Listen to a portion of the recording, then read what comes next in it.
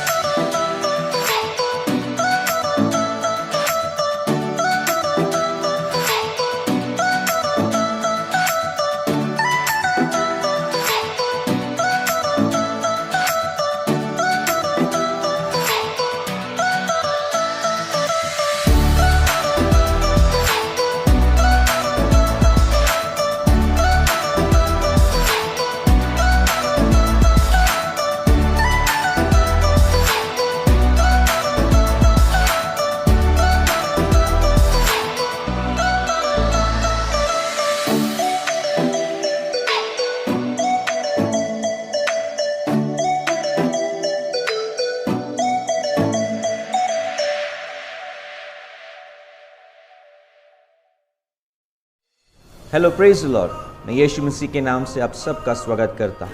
मैं परमेश्वर का धन्यवाद देना चाहता हूँ कि आज उसने हमें एक और मौका दिया कि हम लोग ऑनलाइन के द्वारा इस रविवार के सभा में हम लोग इकट्ठे हो सकते हैं।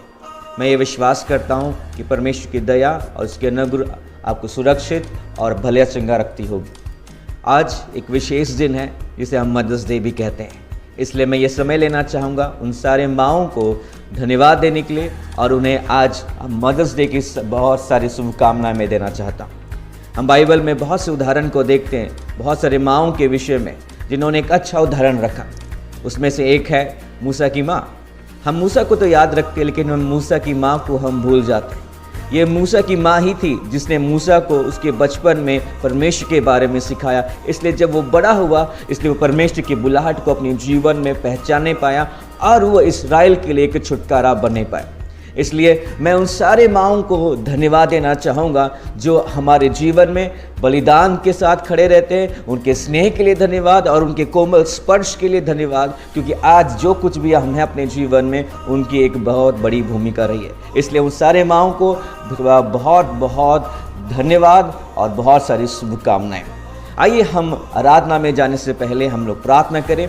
आइए हम प्रार्थना करें। पिता, हम आपका धन्यवाद करना चाहते हैं आज के दिन के लिए, क्योंकि आज परमेश्वर, आज वो दिन है जिसने तूने बनाया है। और परमेश्वर, हम तेरे नाम से आनंदित होते हैं और विशेष करके हम उन माँओं को भी हम स्मरण करते हैं और उनको आशीष बोलते हैं। जो भी वो कर रहे अपने जीवन में वो बढ़ोतरी पाने पाए और ईश्वरीय परिवार को गठन करने में उनकी सहायता कर, मदद कर। पिता, हम आज की सभा को तेरे हाथ में समर्पित करते हैं। जैसा तू चाहता है वैसा तू हमारी अगुवाई कर। पिता, हम आपका धन्यवाद करते हैं। सारी चीज़ों को नियंत्रण कर, और ये प्रार्थना विनती हम यीशु मसीह के नाम से मांगते हैं, आमीन। हालेलुया। आइए हम आराधना में जाएंगे, लेकिन आपको उत्साहित करने के लिए मैं एक वचन आपके लिए पढ़ना चाहता हूँ जो कि भजन संहिता 9:1 में लिखा है। इसमें इस प्रकार लिखा है कि हे यहोवा परमेश्वर, मैं अपने पूर्ण मन से तेरा धन्यवाद करूँगा। मैं तेरे सब आश्चर्य कर्म का वर्णन करूँगा। मैं तेरे कारण आनंदित और प्रफुल्लित होऊंगा। हे परम प्रधान, मैंने तेरे नाम का भजन गाऊंगा।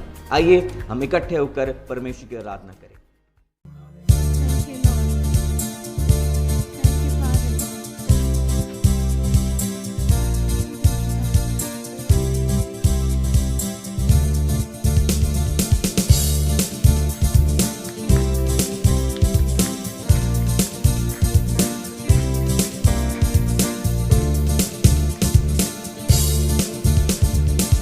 किसकी खबर पर विश्वास करोगे, विश्वास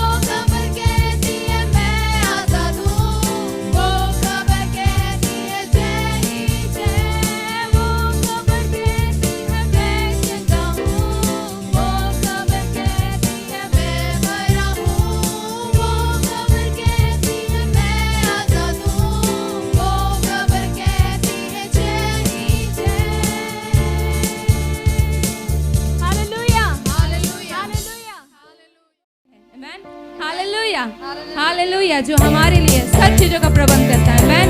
हालेलुया, इसलिए आनंदित हो जाएं क्योंकि परमेश्वर आपकी जरूरतों को पूरा करता है। आमेन। हालेलुया।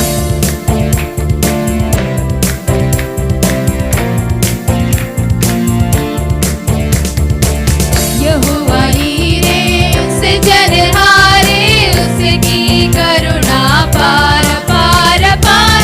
यहोवा हीरे सृजनहारे, उसकी करुणा पार। यहोवा हीरे सृजनहारे, उसकी करुणा पार पार पार।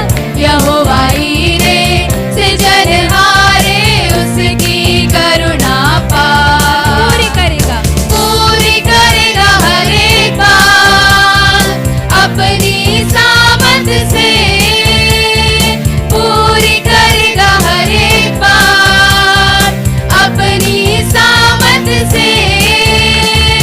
वही तो देगा दूतों को तेरे साथ। यहोवा हीरे सृजनहार, मेरा मेरा यहोवा हीरे सृजनहार। यहोवा हीरे सृजनहारे, उसकी करुणा पार पार पार। यहोवा हीरे सृजनहारे, उसकी करुणा पार पूरी करेगा हर एक बात अपनी सामर्थ से।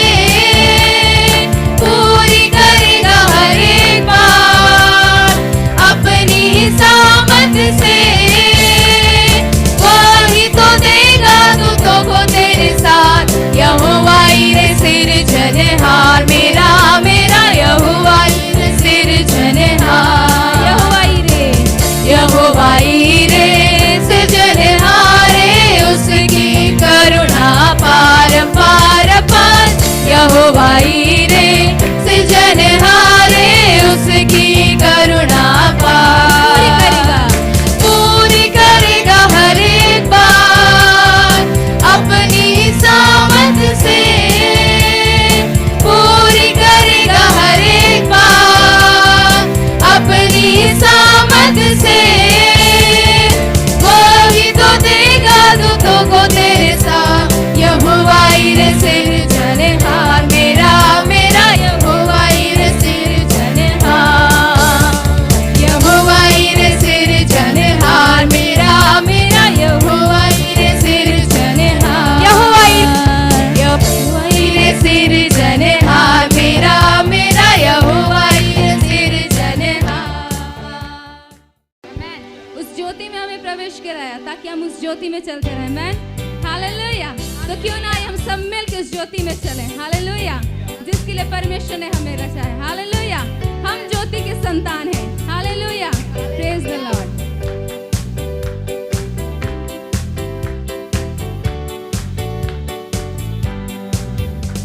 प्रभु की स्तुति करना महान है। प्रभु की स्तुति करना महान है। प्रभु की स्तुति करना महान है। ज्योति में चलते चलो। प्रभु की स्तुति करना महान है। प्रभु की स्तुति करना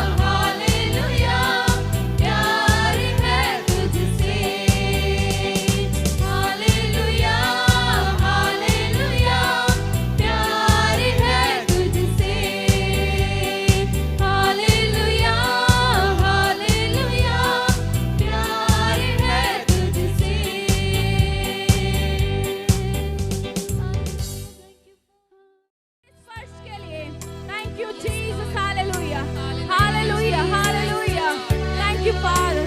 Thank you, Lord. Hallelujah. Thank you, thank you, thank you, Jesus. Thank you, Father. Thank you, Lord. Thank you, Jesus. तेरे छूने से यीशु मुर्दे जी उठे, तेरे छूने से यीशु लंगड़े भी चले,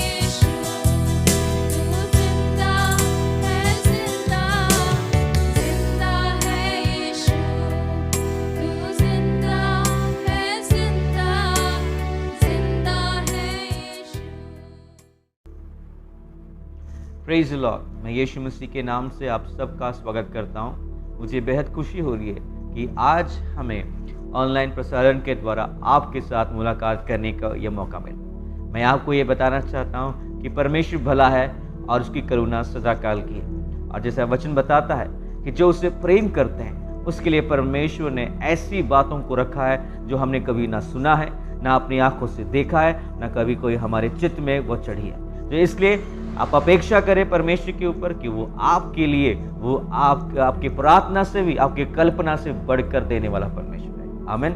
आइए हम प्रार्थना करें और उसके बाद हम वचन में जाएं। पिता, मैं आपका धन्यवाद करता हूँ आज के दिन के लिए, तेरे वचन के लिए धन्यवाद। तेरा वचन हमारे पाँव के लिए दीपक और हमारे मार्ग के लिए उजियाला है, जो कि हमें हर एक हालात में क्या करना चाहिए हमें सिखाता है, जिसके द्वारा हम जयवंत और सफलवंत होने पाए। धन्यवाद करते हैं पवित्र आत्मा के लिए, जो तेरे वचनों को हमारे जीवन में जीवित कर देता है, वास्तविक बना देता है। हम अपने आप को खोलते हैं ताकि जैसा तू चाहता है वैसा हम रिसीव करने पाए। यीशु के नाम से हम प्रार्थना करते हैं, आमीन। हालेलुया। आज मैं आपके पास एक नए विषय के साथ लेकर आया और आज का मेरा टॉपिक है कि आपका उपायकर्ता कौन है। Who is your provider? हम इस ऐसे समय में हैं जहाँ पे इस महामारी ने सबकी कमर तोड़ दी है। ऐसा हो गया है कि सबका जीवन ठहर गया है, यहाँ तक कि बहुतों की नौकरी चली गई और बहुत लोग बेघर भी हो चुके हैं। और ऐसा भी हुआ है कि लोग एक दिन के खाने के लिए भी जो है तड़पते हैं। लेकिन फिर भी ऐसे माहौल में आप क्या सोचते हैं कि आपका उपायकर्ता कौन है? मैं आपको बताना चाहता हूं कि यदि आपका उपायकर्ता प्रभु यीशु है तो आपके जीवन में परमेश्वर आपके लिए सब चीजों को वो प्रबंध करेगा। मैं आपको बताना चाहता हूं कि इस महामारी के वजह से निश्चित रूप से हम देख रहे हैं, जितना आर्थिक पंडितों के बातों को हम सुनते हैं तो इस बात की उन्होंने अनुमान लगाया कि आने वाले समय में मंदी आएगी। लेकिन आने वाली मंदी में भी आप और हम जो यीशु मसीह पर विश्वास करते हैं, हम अपने जीवन में बहुतायत के प्रयोजन को देख सकते हैं। आमीन, हालेलुया। लेकिन ये तभी होगा जब हम बाइबल के अनुसार, बाइबल में जिस प्रकार तरीके दिए गए, जैसा कहा गया है उसके अनुसार हम करेंगे, तब जाकर हमारे साथ होगा। क्योंकि वचन में लिखा है कि वचन के सुनने वाले नहीं पर उसके ऊपर चलने वाले बनो। यदि कोई सुनता है उस पर नहीं चलता है तो वह अपने आप को धोखा देता है। तो आइए आज हम सीखें कि कैसे परमेश्वर का वचन हमें बताता है या सिखाता है कि हम किस प्रकार हर एक सीजन में, हर एक समय में हम आर्थिक बढ़ोतरी का या फिर आर्थिक प्रयोजन के लिए हम अपेक्षा कर सकते हैं। सबसे पहली बात मैं आपको यह बताना चाहता हूं, परमेश्वर न केवल आपकी आत्मिक उन्नति के ऊपर रुचि रखता है, परंतु आपकी शारीरिक उन्नति और आपकी आर्थिक उन्नति के ऊपर भी रुचि रखता है। जैसा कि तीसरा यूहन्ना उसकी 2 आयत में ऐसा लिखा है कि जैसा तुम आत्मिक रीति से उन्नति करते जाते हो वैसे सब बातों में उन्नति करो और भले चंगे रहो। यानी ये वचन स्पष्ट रूप से हमें बताता है कि परमेश्वर चाहता है कि हम आत्मिक रूप से भी उन्नति हो, शारीरिक रूप से तंदुरुस्त हो और आर्थिक रूप से भी हृष्ट पुष्ट रहे। लेकिन मैं आपको बताना चाहता हूं कि सबसे पहले ये बात जान लेना हमारे लिए बेहद जरूरी है कि गरीबी या फिर घटी एक श्राप है और परमेश्वर ने यीशु मसीह के द्वारा हमें इस श्राप और घटी से हमें छुड़ा लिया। आइए हम वचन से देखें। मेरे साथ आप प्लीज निकाल लीजिए गलातियों 3 अध्याय उसकी 13 से लेकर हम 14 तक हम देखेंगे।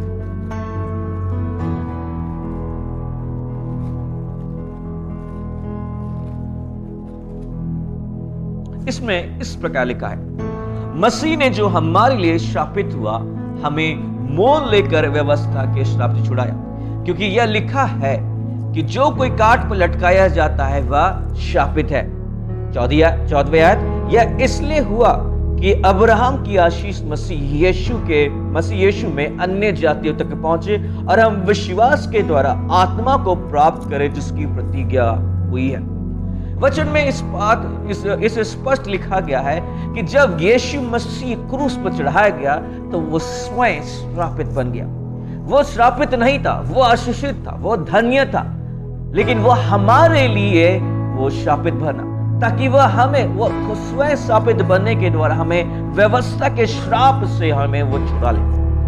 अभी सवाल आता होगा कि व्यवस्था का श्राप है क्या? अगर हम पुराने नियम में हम देखेंगे तो व्यवस्था का मतलब यह है कि बाइबल की पहली 5 किताब, यानी कि उत्पत्ति से लेकर व्यवस्था पे, और उसमें जो नियम लिखे गए हैं यदि उसके अनुसार हम पालन करते हैं तो हमें आशीष है, लेकिन उसके अनुसार हम उसे नहीं पालन करते हैं तो उसमें श्राप, और वो श्राप भी 3 भागों में है। नंबर 1 आत्मिक मृत्यु, यानी कि परमेश्वर से अलगाव। नंबर 2 बीमारी, और नंबर 3 वो है गरीबी। गरीबी भी एक श्राप है। यदि हम व्यवस्था 28 को हम पढ़ेंगे तो वहां पे श्राप और आशीष के जो है के विषय में लिखा गया, और वहां पे लिखा गया कि यदि हम परमेश्वर की बातों को मानेंगे तो वहां पर आशीषों की घोषणा की गई है, और वहां पे लिखा कि यदि हम परमेश्वर की बातों को नहीं मानेंगे तो वहां पर श्रापों की भी सूची दी गई है, और उस सूची में घटी और गरीबी भी श्राप में शामिल है। घटी या जो है या गरीबी वो कभी भी आशीष नहीं बन सकती, और इस वचन से हम स्पष्ट रूप से हम देखते हैं कि घटी और गरीबी वह एक श्राप। लेकिन प्रभु यीशु मसीह का धन्यवाद हो कि यीशु मसीह ने हमें ना कि हमें आत्मिक मृत्यु के श्राप से, बीमारी के श्राप से, वरन उसने हमें घटी और गरीबी के जो है श्राप से छुड़ा लिया है। हालेलुया। यदि आप यीशु मसीह पर विश्वास करते हैं तो मैं आपको बताना चाहता हूं कि आप पूरी रीति से उस श्राप से आजाद हो गए हैं। मैं एक व्यक्ति को सुन रहा था, वो एक पुस्तक के बारे में बात कर रहे थे जिसमें जो है पीढ़ी दर पीढ़ी जो श्राप चलते उसके विषय में बात कर रहा था। तो वो कह रहा है कि हाँ, यीशु मसीह पर विश्वास करने के बाद भी आपको वो पीढ़ी से आने वाली जो श्राप को जो है तोड़ना पड़ेगा। आपको अपने सारे पाप को अंगीकार करना पड़ेगा, सब पापों को याद करेंगे तब जाके वो श्राप टूटेंगे। लेकिन मैं आपको बताना चाहता हूं, वचन कभी भी ऐसा नहीं कहता कि हमें अपने श्रापों को तोड़ना होगा या फिर अपने सारे पापों को स्मरण करना होगा। नहीं, यह हमारे लिए मुमकिन नहीं है कि हम उन सारे अपराधों को, पापों को जो हमने यीशु को ग्रहण करने से पहले किया है उन्हें याद करें, प्रभु के सामने अंगीकार करें। लेकिन जब आपने एक अंगीकार कर लिया, यानी कि यीशु को अपना प्रभु जानकर हृदय से विश्वास किया और अपने मुंह से अंगीकार किया, उसी समय आप पाप से आजाद हो जाते हैं, स्वतंत्र हो जाते हैं, और आप उस श्राप से भी आजाद हो जाते हैं। यानी कि अब आपको पीढ़ी दर पीढ़ी जो श्राप चली आ रही थी आपके परिवार में, उसके बारे में चिंता करने की जरूरत नहीं, परंतु उस पारिवारिक आशीष के बारे में सोचते रहने की आवश्यकता है जो परमेश्वर के परिवार में आ जाने से आ गया है। हालेलुया। अब हम परमेश्वर के परिवार में हैं और उस परिवार में आशीष की घोषणा है, और उसमें आर्थिक उन्नति की भी आशीष की घोषणा है। हालेलुया, आमीन। इसलिए इस वचन से हम देख सकते हैं क्लियरली, स्पष्ट रूप से कि हम बीमारी, आत्मिक मृत्यु और गरीबी के श्राप से छुड़ाए गए हैं। आमीन, हालेलुया। एक और वचन को मैं आपको बताना चाहता हूं जिससे ये वचन और स्पष्ट हो जाए कि हम उस घटी से, उस गरीबी से हम छुड़ाए गए। मेरे साथ निकाल लीजिए 2 कुरिन्थियों 8 उसकी 9। 2 कुरिन्थियों 8 उसकी 9 प्लीज। इसमें इस प्रकार लिखा है, तुम हमारे प्रभु यीशु मसीह का अनुग्रह जानते हो कि वह धनी होकर भी तुम्हारे लिए कंगाल बन गया, ताकि उसके कंगाल हो जाने से तुम धनी हो जाओ या धनवान हो जाओ। हालेलुया। आपको मालूम है यीशु मसीह जब इस पृथ्वी पर था तब वो धनवान था, लेकिन वो केवल आत्मिक रूप से धनी नहीं था परंतु वो आर्थिक रूप से भी बहुत धनी था। उसके जीवन शैली को अगर हम देखेंगे, उसके पास जो गिफ्ट्स थे, उसके पास जो कपड़े थे, उसके पास एक खजांची था। वो 3 साल तक 12 चेलों की जो पहुनाई करता रहा, और वो बहुत सारे जो है भलाई के काम भी करता रहा जिसमें पैसे भी लगते थे। और इसका अर्थ है कि इन सारी चीजों को वो अगर करने पाता था, इसका अर्थ है कि उसके पास जरूर से बहुत से पैसे भी होंगे। और यीशु मसीह शाब्दिक रूप से, लिटरली, वो आपके लिए और मेरे लिए क्रूस के ऊपर वो कंगाल हो गया। यानी कि उसके, और वह इसलिए कंगाल हो गया ताकि उसके कंगाल हो जाने से हम धनवान बन जाए या धनी बन जाए। हालेलुया। अब मैं एक बात बताना चाहता हूं कि धनवान या धनी होने का अर्थ यह नहीं है कि आपके अकाउंट में एक करोड़ों रुपए, अरब रुपए आ गए, या फिर आप अरबपति बन गए या करोड़पति बन गए। इसका अर्थ यह है, धनवान होने का अर्थ यह है कि आपके जीवन में अब बहुतायत का प्रयोजन है, यानी कि जो आपको चाहिए उससे बढ़कर परमेश्वर आपके लिए प्रयोजन करता है। और वो कैसे होता है? जब हम यीशु मसीह पर विश्वास करते हैं। हालेलुया। मैं इस बात को, अभी मैं एक बुनियाद को आपके सामने रखने की कोशिश कर रहा हूं कि परमेश्वर हमारी आर्थिक उन्नति के ऊपर रुचि रखता है। मेरे साथ प्लीज निकाल लीजिए फिलिपियों 4 की 19 प्लीज। फिलिपियों 4 की 19। इसमें इस प्रकार लिखा है कि मेरा परमेश्वर भी अपने उस धन के अनुसार जो महिमा सहित मसीह यीशु में है तुम्हारे हर एक घटी को पूरी करेगा। हालेलुया। मेरा परमेश्वर यानी कि आपका परमेश्वर, जिसका नाम यहोवा ईरे है, जिसका अर्थ है यहोवा जो उपाय करता है। वचन में लिखा कि उसके पहाड़ में उपाय किया जाता है। उसका पहाड़ का मतलब है, उसके पहाड़ का मतलब उसकी उपस्थिति में हम जब आते हैं तो वहां पर हम उपाय को हम देख सकते हैं। और वही परमेश्वर वो कह रहा है कि वो अपनी महिमा में धन के अनुसार, हमारे धन के अनुसार नहीं, हमारे बैंक बैलेंस के अनुसार नहीं। कई बार हम इसलिए परमेश्वर से अलौकिक आर्थिक प्रयोजन से हम चूक जाते हैं क्योंकि हम अपने बैंक अकाउंट को देखते हैं, अपने बैंक बैलेंस या फिर अपने वॉलेट को देखते हैं। लेकिन मैं आपको बताना चाहता हूं कि आप अपनी आंखों को उन बातों से हटाकर, क्योंकि वो चीजें आपकी स्रोत नहीं है, आपकी नौकरी, आपका बिजनेस, आपका पति भी आपका स्रोत नहीं है। आपके परिवार का, आपके जीवन का स्रोत केवल और केवल परमेश्वर है, क्योंकि वो अपने महिमा सहित उस धन के अनुसार जो महिमा सहित मसीह यीशु में है। कहां पर है? मसीह यीशु में है। उसके अनुसार तुम्हारी हर एक, कोई भी घटी क्यों ना हो, फाइनेंशियल घटी हो, आर्थिक घटी हो, या फिर कोई भी घटी क्यों ना हो, वो हर एक घटी को वो पूरी करना जानता है। लेकिन देखिए, ये सारी चीजों को हम देखते हैं, ये परमेश्वर की इच्छा है, क्योंकि ये परमेश्वर का वचन है और परमेश्वर का वचन परमेश्वर की इच्छा है। देखिए, बहुत सारे लोग होंगे जो अपने बातों को व्यक्त करने की कोशिश करेंगे, प्रकट करने की कोशिश करेंगे, लेकिन हमें लोगों की बातों पर ध्यान नहीं देना है, परंतु हमें ऐसे विश्वासी बनना होगा जो ये कहे कि वचन क्या कहता है। मैं आपका पासवान होने के नाते, एलएफ चर्च के विश्वासी होने के नाते, आपका पास्टर होने के नाते, यह मेरी जिम्मेदारी है कि मैं आपको ये ना सिखाऊं कि मैं क्या बोलता हूं, परंतु मैं आपको ये सिखाऊं कि वचन क्या कहता है। मेरी प्रार्थना है कि हम सब वचन के विश्वासी बन जाए। हम हमेशा बोले कि वचन क्या कहता है। हालेलुया। तब इन वचनों के द्वारा हम इस बात को क्लियरली देख सकते हैं कि परमेश्वर की रुचि है कि आप आर्थिक रूप से आप उन्नति करें, आप उन्नतशील हो, आप जो है आपके हर एक हालात में आपके लिए परमेश्वर अलौकिक रूप से प्रयोजन करे। लेकिन परमेश्वर के राज्य में कुछ सिद्धांत हैं, कुछ प्रिंसिपल्स हैं जिनको हमें फॉलो करने की या फिर उसके पीछे चलने की जरूरत होती है।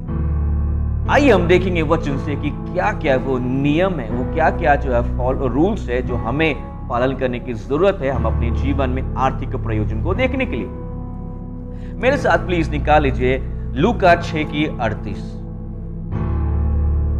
लूका 6 की 38 प्लीज। हो सकता है कि आपने इस वचन को पहले भी पढ़ा होगा, आज फिर से आप सुन रहे होंगे, लेकिन मैं आपको बताना चाहता हूं सुनते रहिए, क्योंकि वचन कहता है कि विश्वास सुनने से और मसीह के वचन को सुनने से आता है। हम संसार में बहुत सारी खबर को सुन रहे हैं, तो क्यों हम परमेश्वर की सुसमाचार को, अच्छी खबर को क्यों ना हम बार बार सुने। आइए हम पढ़ेंगे लूका 6 की 38।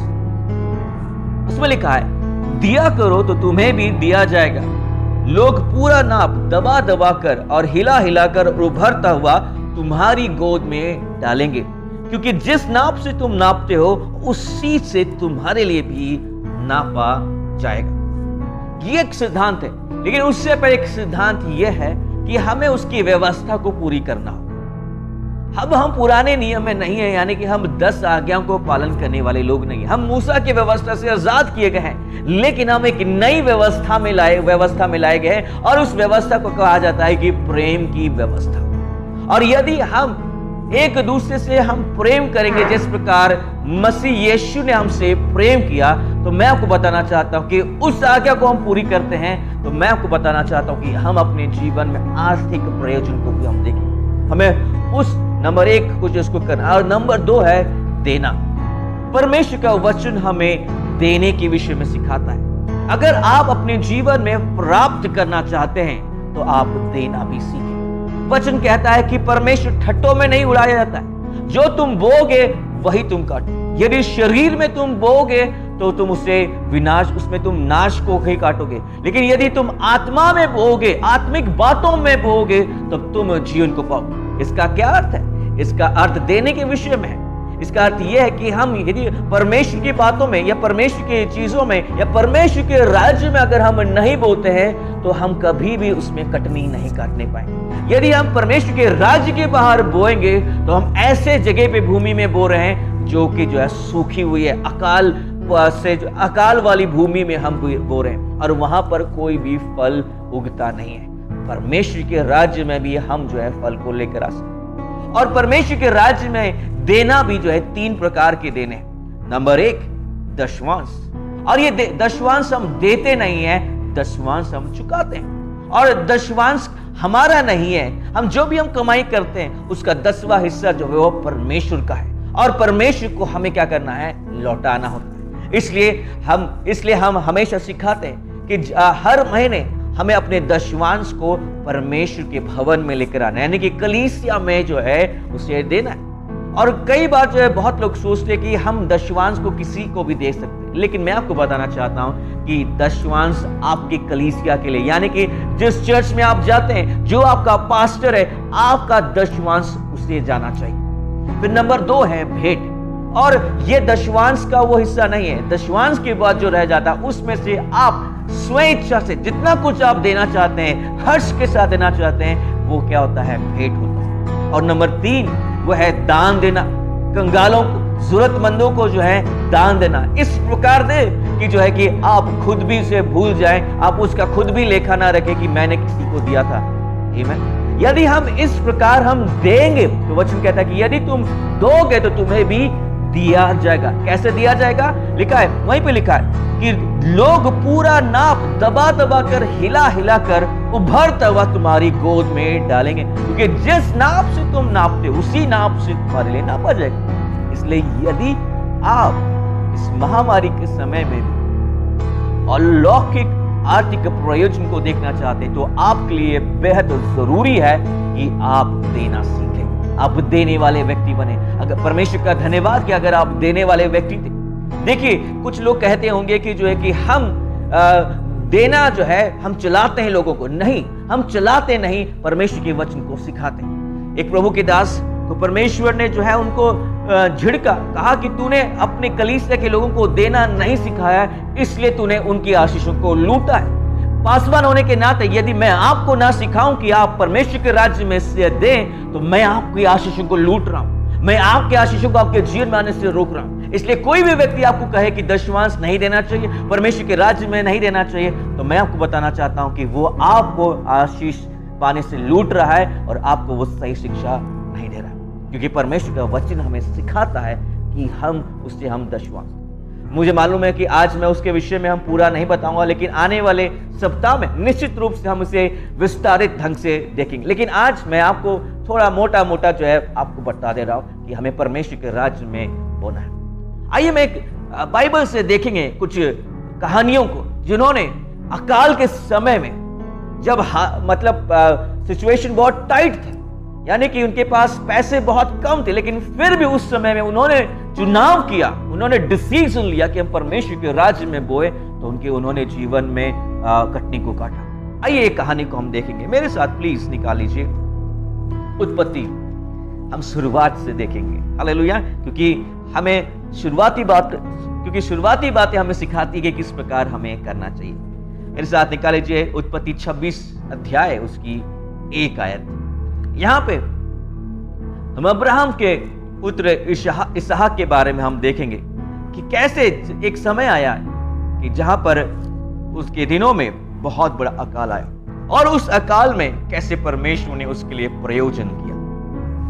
उत्पत्ति 26 की है, उसमें लिखा है कि उस देश में अकाल पड़ा और यह पहले अकाल से अलग था जो अब्राहम के दिनों में पड़ा था।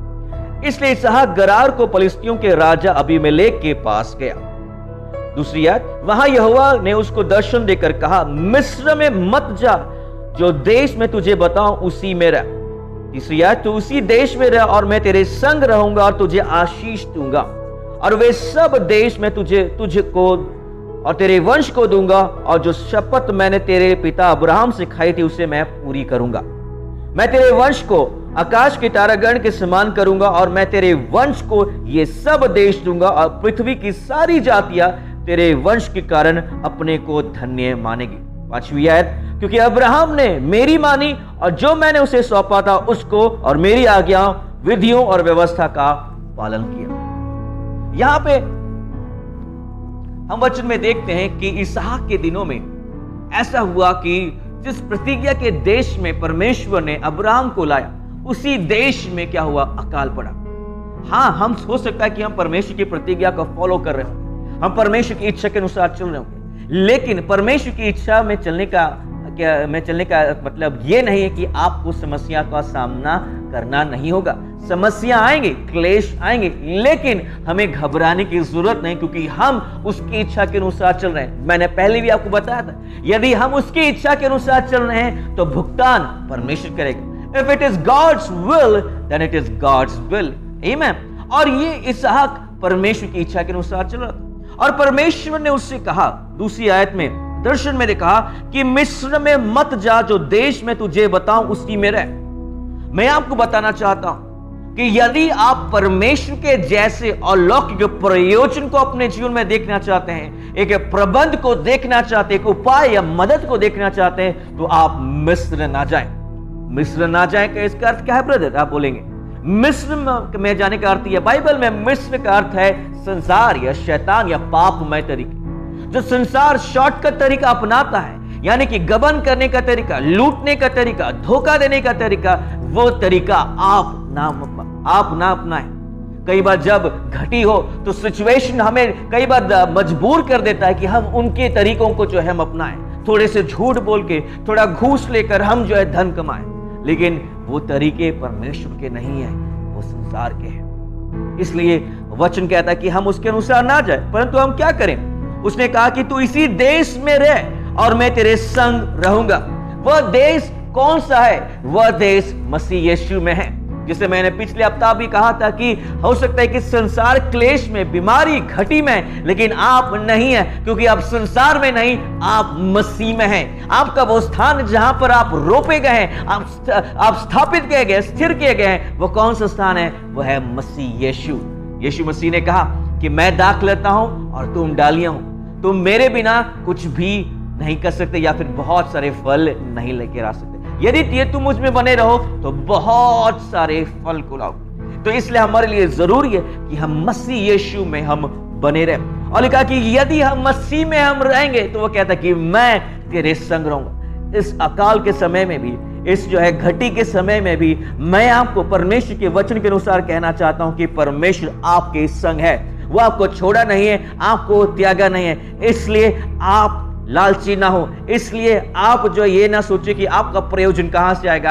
आपका प्रयोजन परमेश्वर स्वयं आपके लिए करेगा। आमीन, हालेलुया। आप बोल सकते हैं आमीन। और वो कह रहा है कि वो परमेश्वर इसहाक को ये कह रहा है कि इस देश में रह और मैं तेरे संग रहूंगा और तुझे आशीष दूंगा। पिछले दिनों में भी हमने इस बात को देखा था कि परमेश्वर पिता का धन्यवाद हो कि जिसने में मसीह यीशु में सब प्रकार की आत्मिक आशीषें दे दी है। उसने कहा कि मैं तुझे आशीष दूंगा, लेकिन नए नियम में हम आशीषों को हम प्राप्त कर चुके हैं। हो सकता है कि उसे हम शारीरिक रूप से प्रकटीकरण नहीं देखते हैं, लेकिन आत्मिक रूप से हम आशीषित हो चुके हैं। और वो आगे कहता है कि ये सब देश में तुझे और तेरे वंश को दूंगा और जो शपथ मैंने तेरे पिता अब्राहम से खाई थी वह मैं उसे पूरी करूंगा। जितनी भी प्रतिज्ञाएं मसीह यीशु में है, वो आपके लिए और मेरे लिए हाँ और आमीन में दी गई है। आमीन, हालेलुया। इसलिए हमारे लिए और आपके लिए बेहद जरूरी है कि हम जहां पर हैं वहीं बने रहें। मैं आपको बताना चाहता हूं कि आप इधर उधर ना भटके, आप जहां हैं वहीं रहें। मैं आज किसी व्यक्ति को कह रहा हूं कि आप इधर उधर ना भटके, जहां पर है वहीं बने रहे। परमेश्वर आपको वहीं पर आपको आशीष देगा, वहीं आपको वो बढ़ाएगा। हालेलुया। चौथी आयत को मैं आपके लिए देखना चाहता हूं। मैं तेरे वंश को आकाश और तारागण के समान करूंगा, और मैं तेरे वंश को ये सब देश दूंगा, और पृथ्वी की सारी जातियां तेरे वंश के कारण अपने को धन्य मानेगी। यानी कि मसीह यीशु में परमेश्वर आपको बहुगुणित करेगा, मल्टीप्लाई करेगा। मल्टीप्लाइंग करने वाली ब्लेसिंग मसीह यीशु में है। हालेलुया। किसमें है? मसीह यीशु में है। पांचवी आयत को मैं बताना चाहूंगा क्यों हम इतने सारी आशीषों की जो है हम अपेक्षा कर सकते हैं। क्योंकि लिखा है, परमेश्वर इसहाक को कहता है, क्योंकि अब्राहम ने मेरी मानी और जो मैंने उसको सौंपा था उसको और मेरी आज्ञा और विधियों को और व्यवस्था का पालन किया। इसका अर्थ यह है कि अब्राहम की आज्ञाकारिता के वजह से इसहाक आशीषित होगा। इसका मतलब क्या है पता है? इसका मतलब यह है कि मसीह यीशु की आज्ञाकारिता की वजह से जितने भी प्रतिज्ञाओं की आशीष हैं वो हम और आप उसके भागीदार बन सकते हैं, क्योंकि आज्ञाकारिता का काम यीशु मसीह ने कर दिया। अब हमारा काम है उन सारी आशीषों को बटोरना। हालेलुया। आपकी वजह से नहीं, परंतु यीशु मसीह की आज्ञाकारिता की वजह से हम आशीषों को हम बटोरेंगे। आगे हम पढ़ेंगे 12वीं आयत में आ जाएंगे। फिर लिखा कि फिर इसहाक ने उस देश में जोता बोया, जिस देश में अकाल पड़ा था वहां पर उसने क्या किया? जोता और बोया। और उसी वर्ष, कौन से वर्ष? उसी वर्ष में 100 गुना फल पाया और यहोवा ने उसको आशीष दी। हालेलुया। उसने जो वही किया जो परमेश्वर ने उससे आज्ञा दी, यानी कि अकाल वाले स्थान में भी उसने बोया। हो सकता है कि अकाल वाली सिचुएशन यहां पर, लेकिन आप यदि परमेश्वर के राज्य में बोते आए होंगे या फिर अभी भी बोने वाले व्यक्ति होंगे, तो मैं आपको बताना चाहता हूं इसी साल हो सकता है कि संसार बहुत घटी में जाए, लेकिन आप 100 गुना जो है फल को प्राप्त करने पाएंगे। ये मेरी प्रतिज्ञा नहीं, ये परमेश्वर की प्रतिज्ञा जो उसके वचन में हम देखते हैं। और ये किसकी ओर से होगा? ये यहोवा की ओर से होगा। हालेलुया। और इसमें लिखा है कि 13वीं आयत को देखेंगे कि इतना आशीष मिला कि वह बढ़ा और उसकी उन्नति होती चली गई, यहां तक कि वह अति महान पुरुष हो गया। यानी कि एक अंग्रेजी बाल में लिखा है कि वो एक्सट्रीमली जो है वो डिस्टिंग्विश्ड हो गया। इसका अर्थ यह है कि वो इतना आशीषित हो गया, इतना धनी हो गया कि वो उसके आशीष में और दूसरे व्यक्ति के आशीष में बहुत अंतर था, क्योंकि लोग वहां पर घटी में थे, ये 100 गुना जो है फल को पाया। ये कैसे हुआ? जब उसने परमेश्वर के राज्य में बोया। आइए हम एक और कहानी को हम देखेंगे, जहां पर किस प्रकार एक व्यक्ति ने परमेश्वर के राज्य में बोया और उसने अलौकिक प्रयोजन को भी अपने जीवन में, अपने परिवार में पाया। आइए मेरे साथ निकाल लीजिए पहला राजाओं उसकी 17 अध्याय उसकी 1 और 7 अध्याय से हम 16 आयत तक हम देखेंगे। तो सबसे पहले मैं पहली आयत आपके लिए पढ़ देना चाहता हूं। इसमें इस प्रकार लिखा है कि तिशबी एलिया जो गिलाद परदेशियों में से था, उसने अहाब से कहा, उस समय जो राजा था इस्राएल का, उससे कहा कि इस्राएल का परमेश्वर यहोवा उसके जिसके सम्मुख मैं उपस्थित रहता हूं, उसके जीवन की शपथ, इन वर्षों में मेरे बिना कहे ना तो मैं बरसेगा और ना ओस पड़ेगी। यहां पर उसने भविष्यवाणी की कि अगले 3.5 साल तक, यानी कि जब तक वह ना कहे तब तक बारिश ना हो। और बारिश ना होने की वजह से उस पूरे देश में अकाल पड़ गया और लोगों की आर्थिक कंडीशन, आर्थिक हालात जो है बहुत ही बदतर हो गए। आइए हम 7वें आयत से हम देखेंगे उस देश में, उस जगह पे किस प्रकार हालत थी। कुछ दिनों के बाद उस देश में वर्षा ना होने के कारण नाला सूख गया, यानी कि ये बारिश ना होने की वजह से बहुत सारी चीज जो है बंद हो गई। आज वही हालत हम उसके साथ रिलेट कर सकते हैं कि आज लॉकडाउन हो जाने की वजह से कि बहुतों की नौकरी ठप हो गई और बहुतों का जो है व्यापार भी बंद हो गया, और अभी हर एक कोई जो है आर्थिक रूप से प्रयोजन के लिए वो ये सोचे कि वो कहां से आएगा। लेकिन इस कहानी में हम देखेंगे कि किस प्रकार उस स्त्री ने किया, कि क्या किया जिसके वजह से उसके परिवार में, उसके जीवन में एक बहुत बड़ी आशीष। तब परमेश्वर ने एलिया को कहा, तब एलिया का यह वचन उसके पास पहुंचा, चलकर सीदोन के सारपात नगर पर जाकर वहीं रहे। सुन, मैंने वहां की एक विधवा को तेरे खिलाने की आज्ञा दी है। हाँ, वहां पर खाने पीने की अकाल थी, वहां पर पानी सूख गया, लेकिन परमेश्वर का धन्यवाद हो कि वहां पर वचन का अकाल नहीं था। मैं आपको ये बताना चाहता हूं, हो सकता है कि इस समय में हम हर चीजों की घटी देख रहे होंगे, लेकिन मैं एक चीज के लिए मैं आपसे विनती करता हूं कि आप अपने जीवन में परमेश्वर के वचन का अकाल ना लाएं, परंतु आप परमेश्वर के वचन से भरपूर रहे, क्योंकि परमेश्वर का वचन वो रचनात्मक वचन है, यानी कि उसमें सृष्टि करने की सामर्थ्य है। यानी कि परमेश्वर ने जब इस सृष्टि की यानी रचा, तब परमेश्वर ने अनदेखी सामग्री यानी कि वचन के द्वारा इन सारी चीजों को बनाया, और आज ये सारी चीजें उसके वचन के सामर्थ्य से वो स्थिर है। इसका अर्थ यह है कि यदि आपके जीवन में वचन होगा, ये सारी चीजें जो बाकी आपके जीवन में वो सब चीजें अपने आप जोड़ दी जाएगी। क्या यीशु मसीह ने ये नहीं कहा कि जो है कि सबसे पहले परमेश्वर के राज और उसकी धार्मिकता की खोज करो, तो ये सारी चीजें तुम्हारे जीवन में जोड़ दी जाएगी। और उस समय यहोवा का वचन उसके पास पहुंचा। आपके पास भी परमेश्वर का वचन होना चाहिए। और उसके पास क्या पहुंचा कि उसे परमेश्वर ने कहा एक पर्टिकुलर देश या पर्टिकुलर नगर जाने को कहा। वहां पर परमेश्वर ने कहा कि वहां पर मैंने तुझे खिलाने के लिए एक विधवा को आज्ञा दे दी। मैं आपको बताना चाहता हूं कि आपके घटी होने से पहले परमेश्वर ने प्रयोजन तैयार रखा है। आपको केवल विश्वास का कदम उठाना है। आइए हम 10वीं आयत को हम देखेंगे। अतः वह वहां से चल दिया और सारपात को गया। नगर के फाटक के पास पहुंचकर उसने क्या देखा कि एक विधवा लकड़ी बीन रही है, और उसको बुलाकर उससे कहा, किसी पात्र में से मेरे पीने को थोड़ा पानी ले आ। 11वीं आयत को हम देखेंगे। जब वह लेने जा रही थी तो उसने उसे पुकार कर कहा, अपने हाथ में एक टुकड़ा रोटी भी मेरे पास ले दिया। 12वीं आयत, उसने कहा कि तेरा परमेश्वर यहोवा के जीवन की शपथ, मेरे पास एक भी रोटी नहीं है, केवल घड़े में मुट्ठी भर मैदा और कुप्पी में थोड़ा सा तेल है, और मैं एक लकड़ी बिन लिए जाती हूं कि अपने और अपने बेटे के लिए उसे पकाऊं और हम उसे खाएं और फिर मर जाएं। देखिए, आप सोच सकते हैं, कल्पना कर सकते हैं कि इस बहन या विधवा औरत की जो है हालत क्या थी, कि उसके पास आखिरी मील था बस, उसके बाद उसके पास कुछ भी नहीं था। उसके बाद वो वेट कर रहे थे कि वो मर जाए, लेकिन फिर भी वहां पर प्रभु का दास उसे कहता है कि प्रभु का दास कहता है कि तू मेरे लिए वो रोटी ले आ। और फिर जब ये बातें उस विधवा ने प्रभु के दास को कहा, प्रभु के नबी से कहा, तो परमेश्वर के नबी ने कहा, एलिया ने उससे कहा 13वीं आयत में, मत डर, जाकर अपनी बात के अनुसार कर। ठीक है, उसने कहा कि तू खाकर मरना चाहती है, ठीक है, परंतु पहले मेरे लिए एक छोटी सी रोटी बनाकर मेरे पास ले आ, और फिर इसके बाद अपने और अपने बेटे के लिए बनाना। आप सोच रहे होंगे कि ये परमेश्वर का जन थोड़ा सा बहुत हार्श हो गया, यानी कि उसका ये रवैया जो है प्रेम का रवैया नहीं था। आप उससे देखेंगे स्वार्थीपन, लेकिन नहीं, मैं आपको बताना चाहता हूं, कई बार परमेश्वर की आज्ञा पालन करने के लिए परमेश्वर कई बार जो है इस प्रकार से जो है कार्य करता है, ताकि आप आज्ञाकारिता में चलें।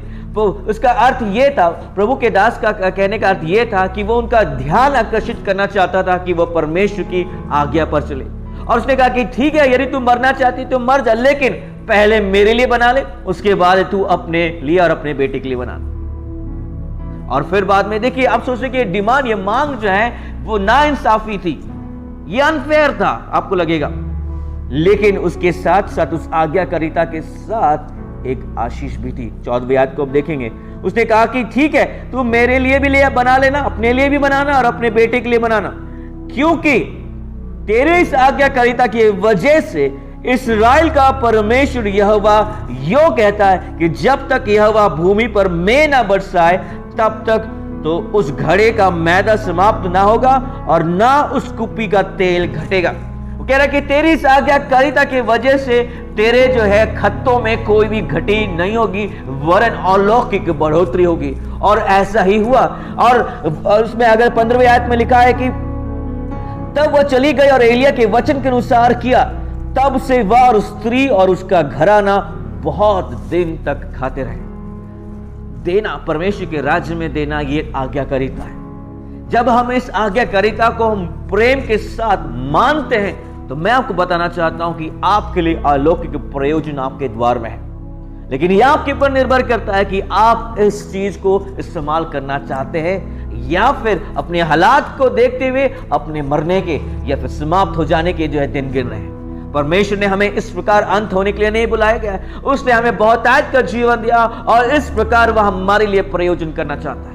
ये उसी के लिए होगा जो विश्वास करेगा और कदम उठाएगा। ये आपके ऊपर और मेरे ऊपर निर्भर करता है कि आज हम कदम उठाना चाहते हैं कि नहीं उठाना चाहते। आइए एक और आखिरी वचन को हम देखेंगे, उसके बाद हम अंत करेंगे। मेरे साथ निकाल लीजिए प्लीज सबोपदेश 11 अध्याय उसकी 1 और 2 को हम देखेंगे। सबोपदेश 11 अध्याय उसकी 1 और 2 को हम देखेंगे। परमेश्वर के राज्य में बोना या फिर देना बहुत महत्वपूर्ण है। जब मैं बोने के विषय में बात कर रहा हूं तो देने के विषय में बात कर रहा हूं, यानी कि किसी के प्रभु के दास के जीवन में, अपनी कलीसिया में आप जब भेंट देते हैं तो वास्तव में आप परमेश्वर के राज्य में आप बो रहे हैं। और जब हम इस प्रकार करते हैं तो उसके विषय में क्या लिखा है? सबोपदेश 11 की 1 और 2 को मैं पढ़ना चाहूंगा। अपनी रोटी जल के ऊपर डाल दे, क्योंकि बहुत दिन के बाद उसे फिर पाएगा। यानी कि जो तेरी रोटी है, यानी कि जो तेरी कमाई का हिस्सा है, उसमें से तू परमेश्वर के राज्य में बो दे और बहुत दिन के बाद उसे तू फिर पाएगा। वरन 7 वरन 8 जनों के भी भाग दे। कहने का मतलब यह कि सैक्रिफिशियल गिविंग, यानी कि एक बलिदान करने वाला भेंट दे। हो सकता है कि आपकी काबिलियत जो है 6 गुना देने की होगी, आपके कैपेसिटी से जो है वो बाहर होगा 7 गुना देना, लेकिन वो कह रहा है कि 7 गुना भी अगर हो सके तो दे दे। क्यों? क्योंकि तू नहीं जानता कि पृथ्वी पर क्या विपत्तियां पड़ेगी। किसी को भी नहीं मालूम था कि कोरोना वायरस आने वाला और इस प्रकार की जो है हालत हो जाएगी। लेकिन मैं आपको उत्साहित करना चाहता हूं कि यदि इससे पहले भी आप परमेश्वर के राज्य में आप बो रहे थे तो यह विपत्ति का समय आपके लिए फल खाने का समय है। आमीन, हालेलुया। क्योंकि इन्हीं दिनों के लिए आप बोल रहे थे और अब मैं परमेश्वर के वचन के अनुसार आपको आश्वासन दे सकता हूं कि इन दिनों में आप 100 गुना जो है कटनी को काटेंगे, क्योंकि आपने आज्ञा मानी थी। लेकिन यदि आपने आज्ञा नहीं मानी थी, आप परमेश्वर से क्षमा मांग सकते हैं। कैसे कि परमेश्वर मुझे नहीं मालूम था बेहतर और मैंने ऐसा नहीं किया, मुझे क्षमा कर। और अभी भी आप परमेश्वर के राज्य में आप बो सकते हैं, और जब बोएंगे तो आप इन प्रकार की आशीषों को अपने जीवन में पाएंगे। तो मैं आज आपको यही बताना चाहता था कि आपका स्रोत कौन है, आपका उपाय करने वाला कौन है? केवल परमेश्वर है। क्योंकि जब हम परमेश्वर को हम मौका देते हैं तो वो अलौकिक प्रयोजन करना चाहता है। आज आपके ऊपर, मेरे ऊपर निर्णय लेने की बात है कि हम परमेश्वर को मौका देना चाहते हैं या हम अपनी बुद्धि का इस्तेमाल करना चाहते हैं। परमेश्वर आपको इस वचन के द्वारा आशीष दे। आइए हम प्रार्थना करें। पिता, मैं आपका धन्यवाद करता हूं क्योंकि तूने अपने वचन में हमारे लिए आर्थिक आशीषों की घोषणा की। हम परमेश्वर आज्ञाकारिता के साथ तेरे राज्य में जब हमने बोया था, तुम अपेक्षा कर रहे इस विपत्ति के समय हम कटनी को काटेंगे। अब प्रभु जी, यदि हम नहीं बोए थे लेकिन फिर भी हम प्रण लेते हैं कि हम तेरे राज्य में बोएंगे, जब बोएंगे तुम आशीषों को काटेंगे। मैं एक्सपेक्ट कर रहा हूं परमेश्वर, जो लोग देख रहे हैं इस समय, उनके जीवन में अलौकिक प्रयोजन हो रहा है। जिस प्रकार विधवा औरत के लिए तूने उसके खतों में जो चीजें थी समाप्त नहीं हुई, उसी प्रकार मैं प्रार्थना करता हूं कि मेरे जो देखने वाले, उनके परिवार में जो का राशन पानी क्यों ना हो, वह परमेश्वर समाप्त ना हो, अलौकिक रूप से बढ़ोतरी होने पाए। जिस प्रकार तूने 5 रोटी और 2 मछलियों को बहुगुणित किया, उसी प्रकार उनके खत्तों में जो वस्तु है उन्हें तू बहुगुणित कर। मैं ये प्रार्थना करता हूं कि जिस प्रकार इसहाक ने उसी वर्ष, अकाल के वर्ष में 100 गुना को फल पाया, वैसे ये भी 100 गुना को फल पाने पाए। पिता, मैं आपका धन्यवाद करता हूं ऐसा करने के लिए। मैं ये प्रार्थना यीशु मसीह के नाम से मैं मांगता हूं, और मैं प्रार्थना ये भी करता हूं लोगों के ऊपर अलग सुरक्षा को भी बोलता हूं, यीशु के लहू को मैं बोलता हूं। यदि कोई बीमार है तो उसकी चंगाई के लिए मैं घोषणा करता हूं। यदि आप में से कोई बीमार है तो आपके शरीर में कई कमजोरी है, आप उस भाग में, उस हिस्से में रखे अपने हाथ को, परमेश्वर आपको चंगा करेगा। मैं यीशु के नाम से आज्ञा देता हूं कि वो बीमारी चली जाए और वो तुम चंगी हो जाओ यीशु के नाम में। पिता, हम धन्यवाद करते हैं कि मैं यीशु मसीह के नाम से उनके ऊपर तेरी आशीष की घोषणा करता हूं, और ये पूरा सप्ताह वो सुरक्षा में रहे, आशीषित रहे और बढ़ोतरी करने पाए, और तेरे वचन में और तेरे डील डॉल में बढ़ते जाए। मैं ये प्रार्थना और विनती मैं यीशु मसीह के नाम से मांगता हूं, आमीन। प्रभु आपको आशीष दे। कल अगले सप्ताह हम फिर से आपके साथ मुलाकात करेंगे। Praise the Lord. मैं विश्वास करती हूँ कि आप आज सभा के द्वारा आशीषित हुए होंगे। आइए अब ये समय है कि हम अपने दशमांश और भेंटों को परमेश्वर को देकर पे कर उसकी आराधना करें। लूका उसकी 6 उसका 38 वचन में लिखा है कि दिया करो तो तुम्हें भी दिया जाएगा, लोग पूरा नाप दबा दबा कर और हिला हिला कर और उभरता हुआ तुम्हारी गोद में डालेंगे, क्योंकि जिस नाप से तुम नापते हो उसी से तुम्हारे लिए भी नापा जाएगा। तो मैं अनुरोध करती हूँ एलएफ चर्च के विश्वासियों से कि वे अपनी भेंटों को दशमांशों को इकट्ठा कर लें, और जब सही समय आएगा, जब हम कलीसिया में बिल्डिंग में इकट्ठे हो पाएंगे, तो आप उस समय उसको वहाँ पे कर सकते हैं। और यदि आप ऑनलाइन पे करना चाहते हैं तो उसकी सारी डिटेल्स, सारी जानकारी स्क्रीन पे दी गई है, आप वहाँ से उसको प्राप्त कर सकते हैं। प्रभु आपको आशीष दे।